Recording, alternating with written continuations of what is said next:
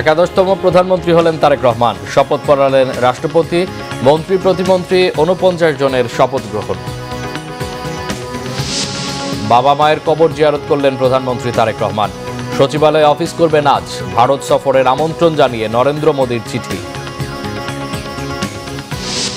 ফখরুল, খসরু, সালাউদ্দিন সহ ২৫ জন পূর্ণমন্ত্রী, ইশরাক, সাকি, নূর সহ প্রতিমন্ত্রী ২৪ জন। জনচাহিদা অনুযায়ী দেশ পরিচালনা সবচেয়ে বড় চ্যালেঞ্জ বলছেন মন্ত্রীরা। শুধু এমপি হিসেবে শপথ নিলেন বিএনপির সদস্যরা। বিরোধী দলের সাথে সৌহার্দ্যপূর্ণ সম্পর্কের মাধ্যমে দেশকে এগিয়ে নেওয়ার আশাবাদ মির্জা ফখরুলের। এমপি ও সংস্কার পরিষদের সদস্য হিসেবে জামাত জোট সদস্যদের শপথ। জুলাই থেকে শিক্ষা নেয়নি বিএনপি, মন্তব্য ডাক্তার শফিকের। জাতির সাথে প্রতারণার অভিযোগ নাহিদের। যাত্রা শুরু হলো নতুন বাংলাদেশের। প্রধানমন্ত্রী হিসেবে গতকাল শপথ নিলেন তারেক রহমান, আর মন্ত্রী প্রতিমন্ত্রী হিসেবে শপথ নিলেন ৪৯ জন। নবীন প্রবীণের সমন্বয়ে গড়া মন্ত্রিপরিষদ দেশের মানুষের প্রত্যাশা পূরণ করবে। প্রধানমন্ত্রী ও মন্ত্রীদের শপথ পড়ান রাষ্ট্রপতি মোহাম্মদ শাহাবুদ্দিন।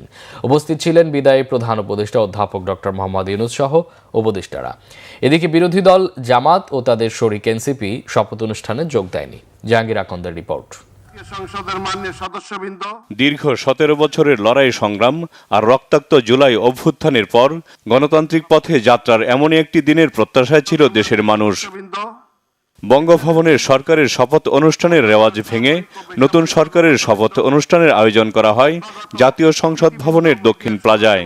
উপস্থিত হন বিদায়ী প্রধান উপদেষ্টা ডক্টর মোহাম্মদ ইউনূস সহ বিদায়ী উপদেষ্টারা। ঠিক ৪টার আগে প্রধানমন্ত্রী পদে শপথ নিতে সংসদ ভবনের দক্ষিণ প্লাজায় আসেন বিএনপির চেয়ারম্যান তারেক রহমান। শুরু হয় শপথ গ্রহণের আনুষ্ঠানিকতা। জাতীয় সঙ্গীতের মধ্য দিয়ে শুরু হয় শপথ অনুষ্ঠান।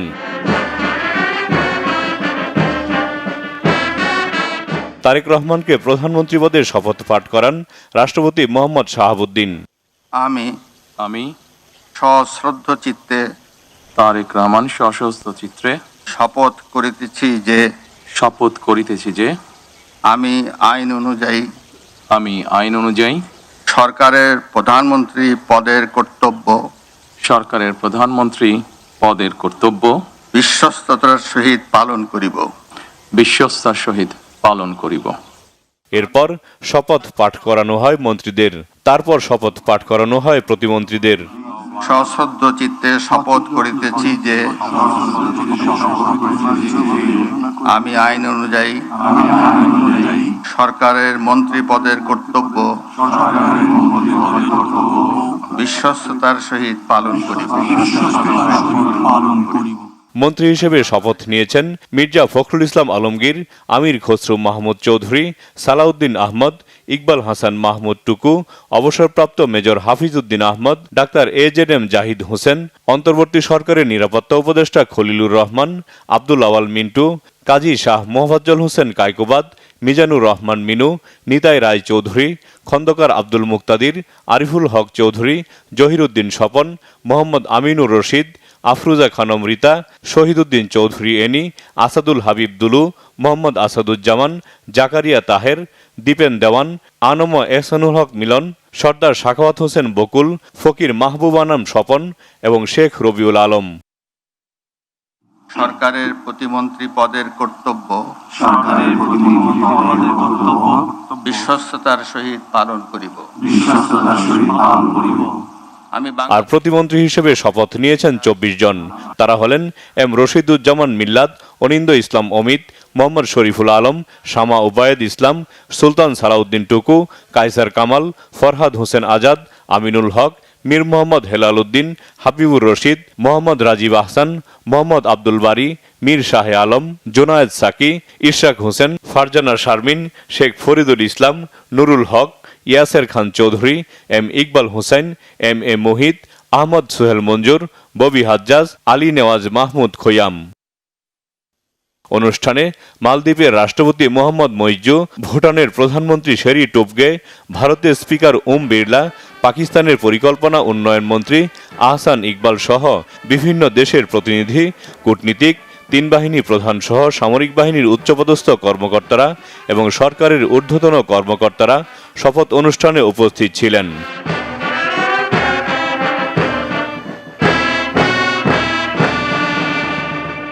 প্রধানমন্ত্রী তারেক রহমানের নেতৃত্বে যাত্রা শুরু হলো নতুন বাংলাদেশের। তারেক রহমানের নেতৃত্বে যে মন্ত্রিসভা গঠিত হয়েছে তা সাধারণ মানুষের প্রত্যাশা পূরণ করবে, এমনটাই চাওয়া সবার। জাহাঙ্গীর আকন্দ, বাংলা ভিশন, সংসদ ভবন দক্ষিণ প্লাজা, ঢাকা। প্রধানমন্ত্রী হিসেবে শপথ নেওয়ার পর বাবা সাবেক রাষ্ট্রপতি শহীদ জিয়াউর রহমান ও মা সাবেক প্রধানমন্ত্রী বেগম খালেদা জিয়ার কবর জিয়ারত করেছেন তারেক রহমান। মঙ্গলবার রাতেই পরিবারের সদস্যদের নিয়ে রাজধানীর শেরেবাংলা নগরে অবস্থিত জিয়া উদ্যানে যান তিনি। সেখানে বাবা মায়ের সমাধিতে পুষ্পস্তবক অর্পণ করেন। এ সময় কিছুক্ষণ নীরবে দাঁড়িয়ে থাকেন প্রধানমন্ত্রী। পরে বাবা মায়ের আত্মার মাগফিরাত কামনায় দোয়া ও মোনাজাতে অংশ নেন। এ সময় তারেক রহমানের সাথে ছিলেন সহধর্মিণী ডাক্তার জুবাইদা রহমান, মেয়ে জাইমা রহমান ও তারেক রহমানের ছোট ভাই প্রয়াত আরাফাত রহমান কোকোর স্ত্রী সৈয়দা শর্মিলা রহমান।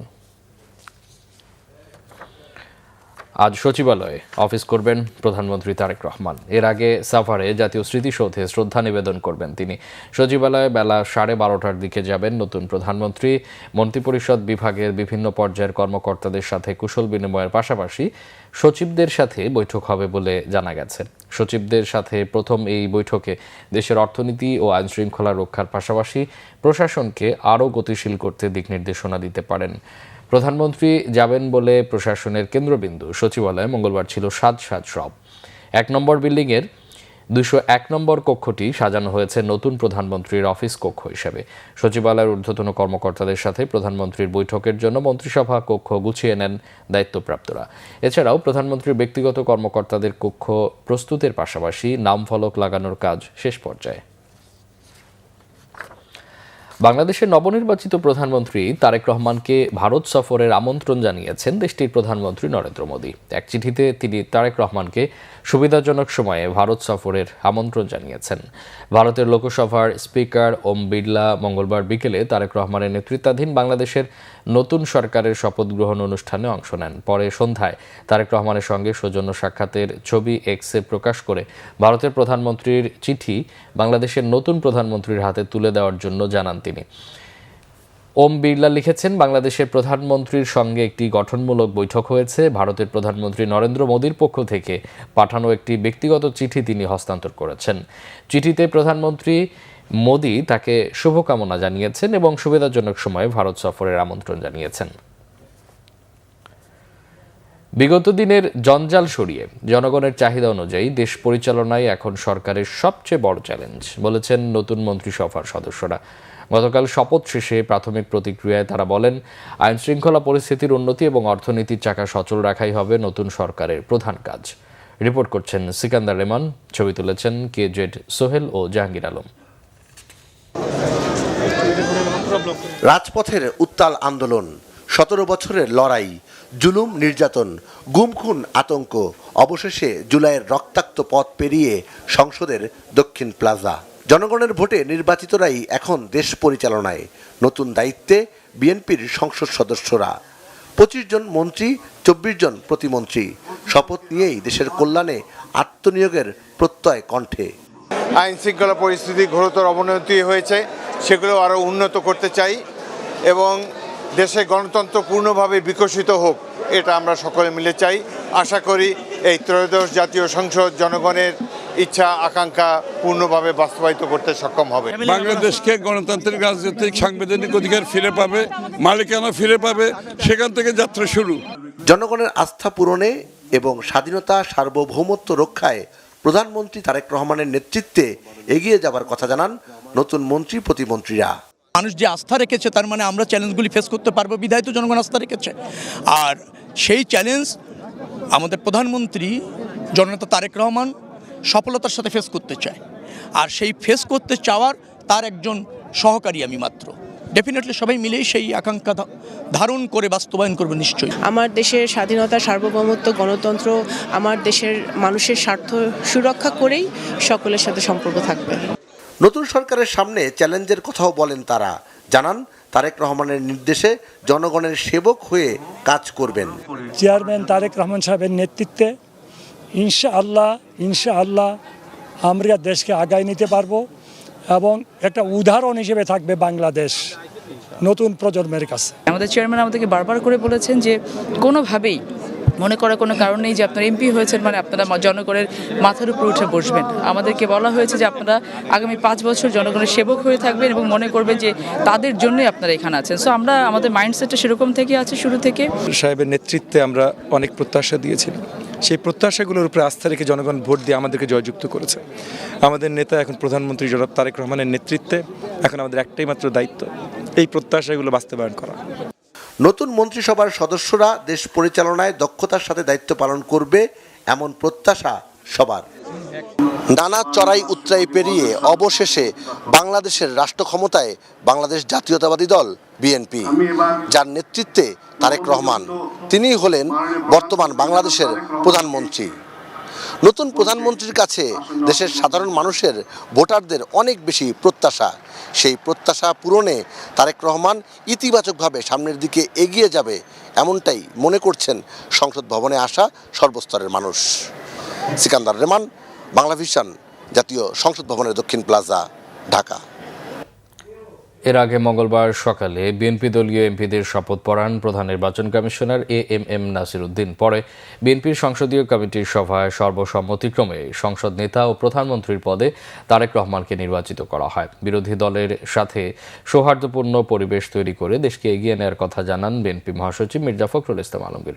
দুর্নীতিমুক্ত দেশ গড়ার অঙ্গীকার ব্যক্ত করেন এবং শপথ নেয়া এমপিরা। শুভ মাহফুজের রিপোর্ট। শপথ অনুষ্ঠান শুরুর পূর্বে শপথ সম্পর্কিত কিছু বিষয়ের প্রতি বহুল কাঙ্ক্ষিত ত্রয়োদশ জাতীয় সংসদ নির্বাচনের শপথ। বিএনপি দলীয় সংসদ সদস্যরা সকাল 9টার পর থেকেই ঢুকতে থাকেন সংসদ ভবনে। রেওয়াজ অনুসারে সংখ্যাগরিষ্ঠ বিজয়ী দল হিসেবে বিএনপির সদস্যদের শপথ আগে পড়ানো হয়। সকাল 11:15টার দিকে বিএনপি দলীয় এমপিদের শপথ পড়ান প্রধান নির্বাচন কমিশনার এএমএম নাসির উদ্দিন। সশ্রদ্ধ চিত্তে দীর্ঘ 17 বছর পর দেশে ফিরে আসা গণতন্ত্রের অগ্রযাত্রার অংশীজন হয়ে উচ্ছ্বসিত নতুন সংসদ সদস্যরা। অনেক জেল জুলুম সহ্য করে কষ্ট করে অনেক রক্ত ছাত্র জনতার বিপ্লবের মাধ্যমে এই অর্জন সাধিত হয়েছে এবং আমি সমগ্র দেশবাসীকে তাদের যে অবদান সেই দেশবাসীর প্রতি আমি কৃতজ্ঞতা জ্ঞাপন করছি। নিজেদের সর্বোচ্চটুকু দিয়ে দেশকে এগিয়ে নেওয়ার কথা জানান নবনির্বাচিত সংসদ সদস্যরা। দীর্ঘদিন দেশে গণতন্ত্র ছিল না, এবারে আজকের থেকে গণতন্ত্রের যাত্রা শুরু হয়েছে।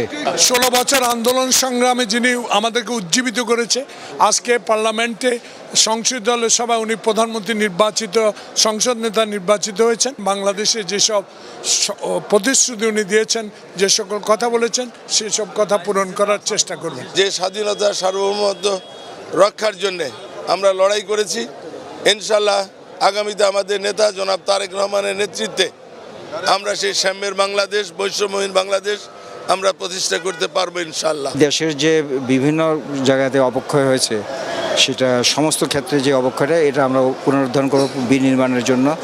আমরা সবাই মিলে মিশে সকল ভেদাভেদ ভুলে যে আমরা কাজ করব, এটাই আমাদের একটা কথা। আমার তারেক রহমান এই কথাই বলেছে। দলের চেয়ারম্যান জনাব তারেক রহমানের প্রতি এবং ধন্যবাদ এবং কৃতজ্ঞতা জানাই আমার এলাকার নির্বাচনী এলাকার জনগণের প্রতি, যারা আমাকে বিপুল ভোটে বিজয়ী করেছেন। দ্রব্যমূল্যের বাজার এবং রাস্তাঘাটের উন্নয়ন থেকে আরম্ভ করে যত উন্নয়ন আছে সেই উন্নয়নগুলি আমরা করব, জনগণ যাতে সেই সেবা পায়।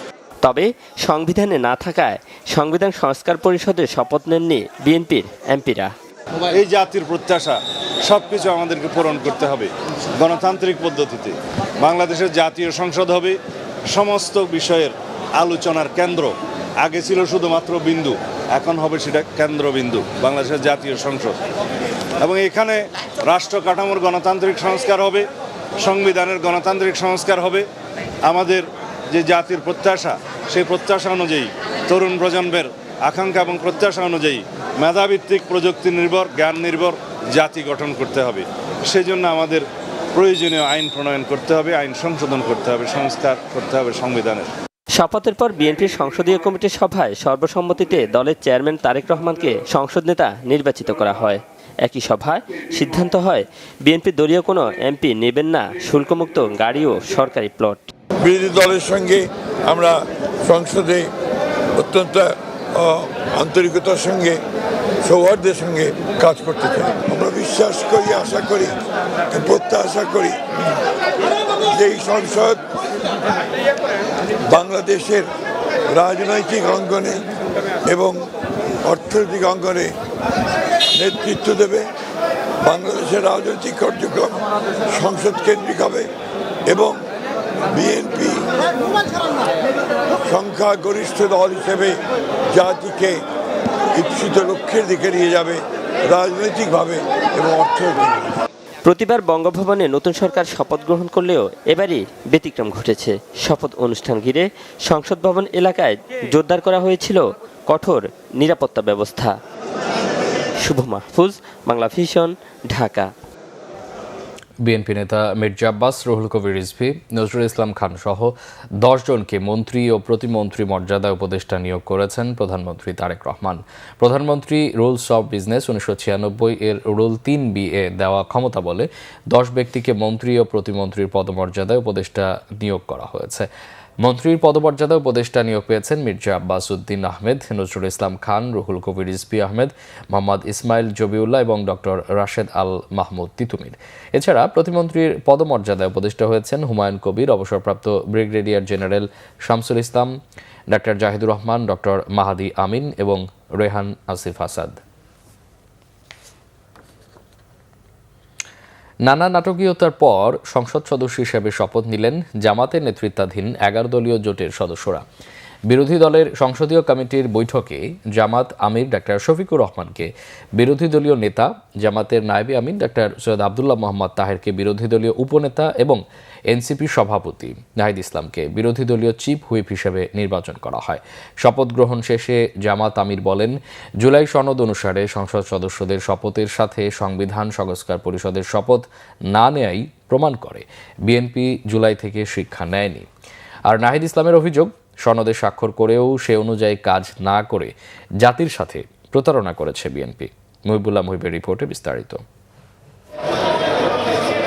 ত্রয়োদশ জাতীয় সংসদের শপথ অনুষ্ঠানে যোগ দিতে সকালেই জাতীয় সংসদে যান জামাত নেতৃত্বাধীন 11 দলীয় জোটের নবনির্বাচিত সংসদ সদস্যরা। ত্রয়োদশ জাতীয় সংসদের সাধারণ নির্বাচনে নির্বাচিত বিএনপি জোটের শপথ অনুষ্ঠান শেষে শুরু হয় তাদের শপথ গ্রহণ। সংসদ সদস্যের পাশাপাশি শপথ নেন সংবিধান সংস্কার পরিষদের সদস্য হিসেবেও।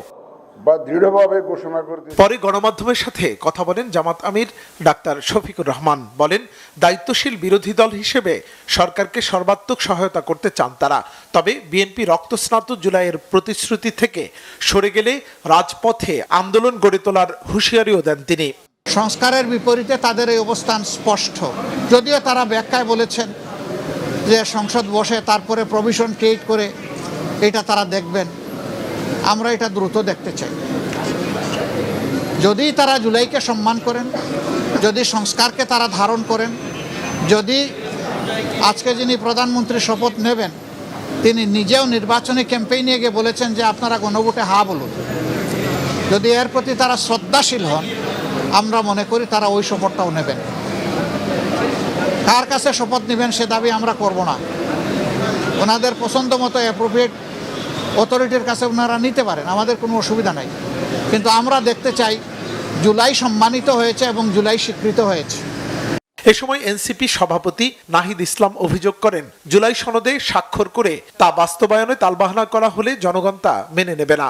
গণভোটের যে গণরায় এসেছে হ্যাঁ এর পক্ষে, সংস্কারের পক্ষে, সেই রায়কে বৃদ্ধাঙ্গুলি দেখানো হয়েছে এবং প্রতিশ্রুতি ভঙ্গ করা হয়েছে। সরকার গঠনের প্রথম দিনই যারা প্রতিশ্রুতি ভঙ্গ করলো তাদের কাছ থেকে এই দেশ, জাতি বা আমরা কি আশা করব সেটা সবার মনেই প্রশ্ন তৈরি হয়েছে। এবং এটা শুধু রাজনৈতিক প্রতিশ্রুতি ভঙ্গ নয়, এটা কিন্তু আইনি সংকট এবং জটিলতা তৈরি করেছে। আমরা জানি না এটা কিভাবে এটা নিরসন হবে। আমরা আহ্বান করব যে তারা দ্রুত সময়ের মধ্যে শপথ পাঠ করে এই সংকটের নিরসন করবে এবং জনগণের প্রতি কাছে যে আমাদের সকলের প্রতিশ্রুতি ছিল সংস্কারের পক্ষে, সেই প্রতিশ্রুতির পক্ষে কাজ করবে। সরকারি ও বিরোধী দলীয় সংসদ সদস্যের শপথ আয়োজন একত্রে না করা, সংবিধান সংস্কার পরিষদের শপথের আয়োজনে গড়িমসি করায় মন্ত্রী পরিষদ শপথ অনুষ্ঠান বর্জনের সিদ্ধান্ত নেয় এই জোট এবং সে অনুযায়ী শপথ অনুষ্ঠানে যাননি বিরোধী দলের সদস্যরা। 2014-এর ভোটারবিহীন নির্বাচন, 2018-র রাতের ভোট আর 2024-এর ডামি নির্বাচন, অতঃপর রক্তাক্ত জুলাই অভ্যুত্থান। অন্তর্বর্তী সরকারের অধীনে অনুষ্ঠিত হলো অবাধ, সুষ্ঠু এবং নিরপেক্ষ নির্বাচন। সেই নির্বাচনের পর সংসদ গঠিত হলো। এই সংসদ জাতির প্রত্যাশা পূরণে কতটুকু ভূমিকা রাখতে পারবে এবং কতটা প্রাণবন্ত হবে সংসদ, সেটি এখন দেখার পালা। মুহিবুল্লাহ মুহিব, বাংলা ভিশন, ঢাকা। সৌদি আরবে পবিত্র রমজান মাসের চাঁদ দেখা গেছে। আজ থেকে প্রথম রোজা রাখছেন মধ্যপ্রাচ্য ও বিশ্বের বিভিন্ন দেশের ধর্মপ্রাণ মুসলমানরা। গালফ নিউজ ও খালিজ টাইমস সহ একাধিক গণমাধ্যম এই তথ্য জানিয়েছে। এছাড়া সৌদি ভিত্তিক ওয়েবসাইট হারামাইনেও বলা হয়েছে সৌদি আরবে চাঁদ দেখা গেছে। সৌদি আরবের সঙ্গে সংযুক্ত আরব আমিরাতও রমজানের চাঁদ দেখার বিষয়টি নিশ্চিত করেছে। দেশটির প্রেসিডেন্সিয়াল কোর্ট জানিয়েছে আজ থেকে রমজান শুরু। এই দিনই প্রথম রোজা রাখছেন ওমান, তুরস্ক, অস্ট্রেলিয়া ও সিঙ্গাপুরের বাসিন্দারা। এদিকে চাঁদ না দেখা যাওয়ায় আগামীকাল থেকে রমজান শুরু হতে পারে বাংলাদেশে। এ বিষয়ে চাঁদ দেখা কমিটির বৈঠক আজ। এবার আন্তর্জাতিক সংবাদ।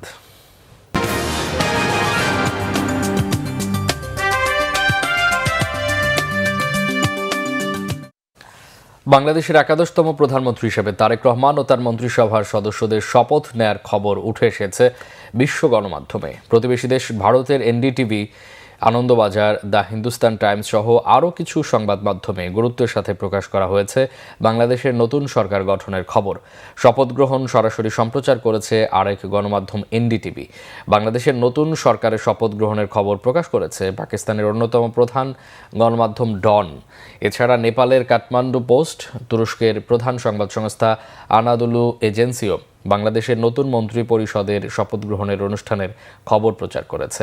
বিভিন্ন দেশের জাতীয় গণমাধ্যম ছাড়াও বিবিসি বাংলা, ডয়েচে ভেলে ও আল জাজিরার মতো আন্তর্জাতিক গণমাধ্যমেও বাংলাদেশের নতুন প্রধানমন্ত্রী তারেক রহমানের সরকারের শপথ গ্রহণ সরাসরি সম্প্রচার করা হয়। খেলাকে পেশা হিসেবে প্রতিষ্ঠা করতে চান নতুন ক্রীড়া প্রতিমন্ত্রী আমিনুল হক। ক্রীড়াঙ্গনে সুশাসনের জন্য অনিয়ম, দুর্নীতি দমনে জিরো টলারেন্স নীতি তার। দায়িত্বের প্রথম দিনেই নেন অ্যাকশন।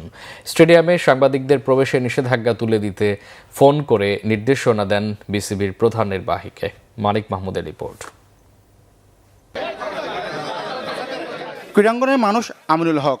খেলার মাঠে নেতৃত্ব থেকে রাজনীতির মাঠের লড়াই। অবশেষে দেশ পরিচালনায় সরকারের মন্ত্রী পরিষদে সাফজয়ী গোলরক্ষক। দেশের ক্রীড়াঙ্গনের নতুন অভিভাবক এখন আমিনুল হক। খেলাধুলার উন্নয়নে স্বাভাবিকভাবেই তার কাছে প্রত্যাশা অনেক।